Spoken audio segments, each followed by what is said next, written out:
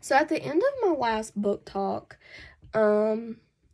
I concluded by discussing the different principles that Weaver mentions at the end of chapter 1. I didn't go through all of them, but I went through just a couple, just so you guys got a general idea of her main ideas of what she's writing about. She includes deeper explanations of them all in the later chapters. And in my last book talked about 1 and 2. So 1 was teaching grammar as a separate subject divorced from writing to waste valuable instructional time because few students transfer their grammar study to writing without teacher guidance. And number 2, most of the grammatical terms used in traditional grammar books are not really needed to explain grammatical options and conventions. So I gave my opinion on those, and today I'm going to discuss number 3, which is went into deeper depth in chapter 3 as well. Sophisticated grammar is fostered in literacy-rich and language-rich environments. This I absolutely agree with. However, I think it slightly contradicts her previous principles. I believe that one needs to have a general idea of the technical terms of grammar, of the ways that may even seem a little tedious. I do believe that those are sometimes unnecessarily evil. Nonetheless,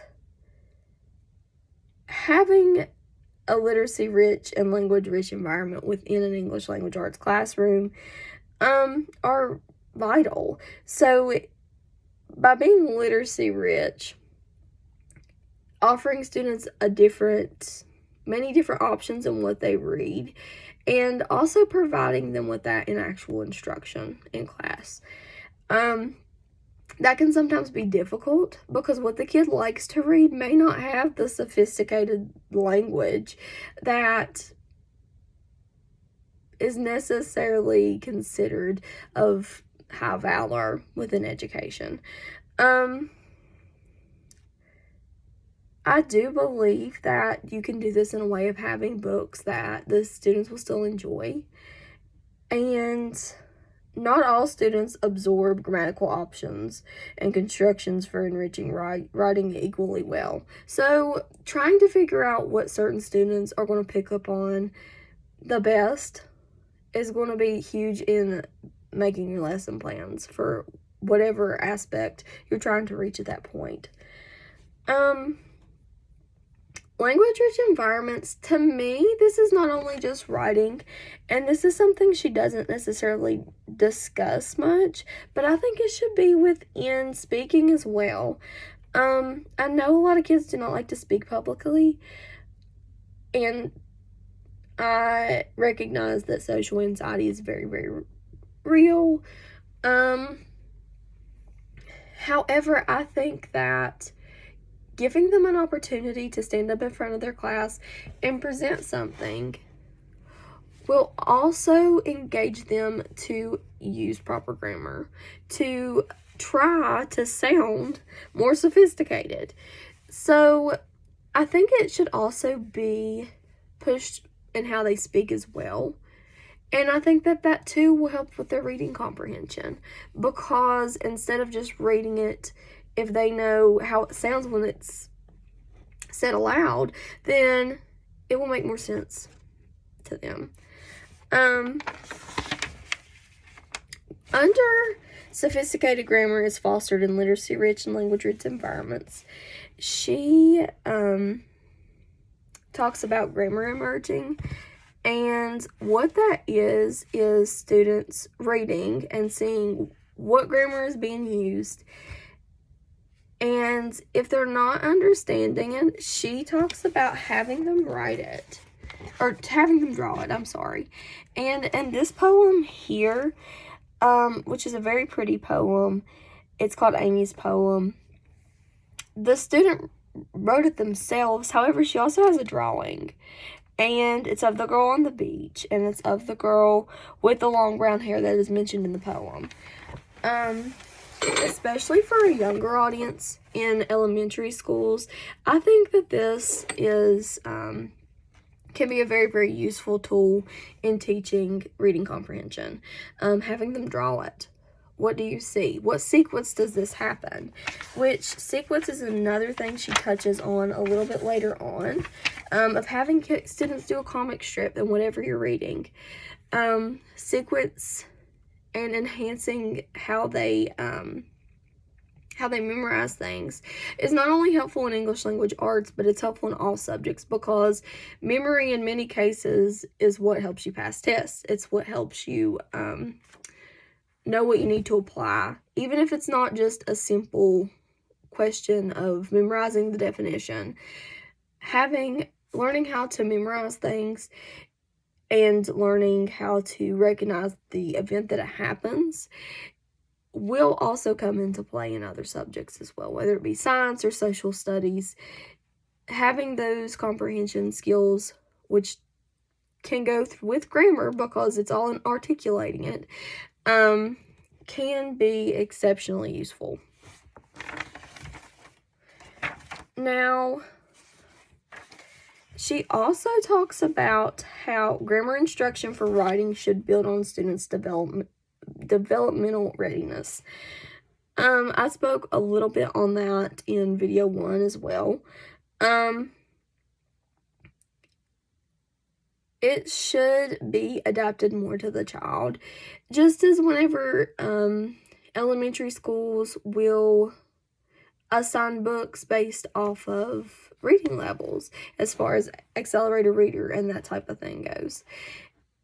This is something that I feel like is a little bit harder to do once you are teaching in a middle to high school environment. If it's independent reading, it can be much easier to make sure each student gets a book that they're capable of reading, but challenges them in a way that's not overwhelming to them, in a way that they can still enjoy what they're reading. However, when they get into high school, it's often difficult to do that without excluding anyone. So, the grammar instruction for writing, that can sometimes be a little bit difficult to pick up on as well.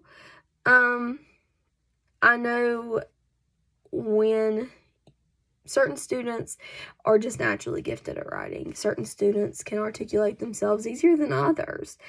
And I know, especially in my inclusion class, based off experience, that making sure that they are given an opportunity to, students particularly with IEPs and such, giving them the opportunity to articulate themselves and not necessarily have them focus on the grammar instruction often makes them feel more comfortable within the classroom environment.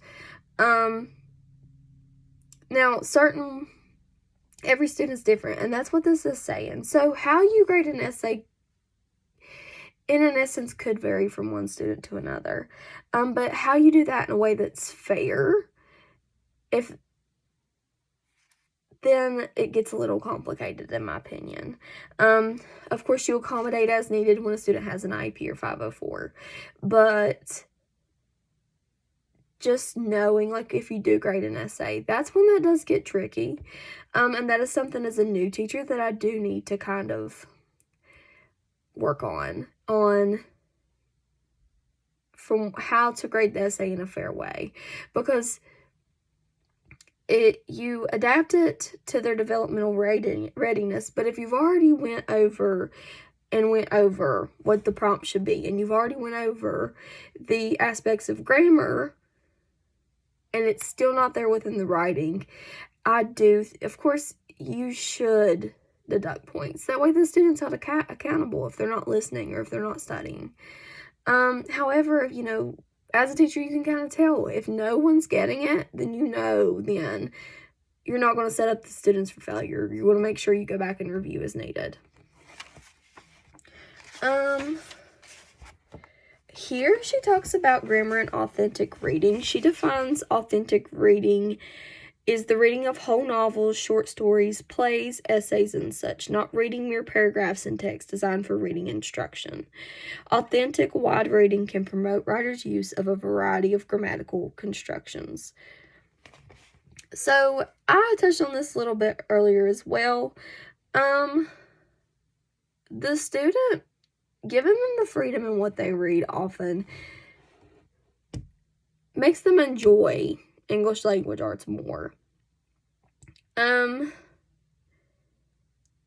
She says that the claim that authentic reading is official within the classroom is supported by a bunch of research. She talks about Christine of 2004, which is a Harvard professor. She talks of 3 others that are from Stanford. So it is proven that authentic reading does help enhance instruction. However, do I think that what she calls the mere paragraphs in text designed for reading instruction, I still think those should be used. Even if it's a piece that they do enjoy, that they read after, if they have that experience with breaking down something that is used solely for instruction, they're going to be able to, for one, enjoy more books because they'll be able to understand more, and 2, they will also be able to copy that style or adapt that style in their own way of articulating.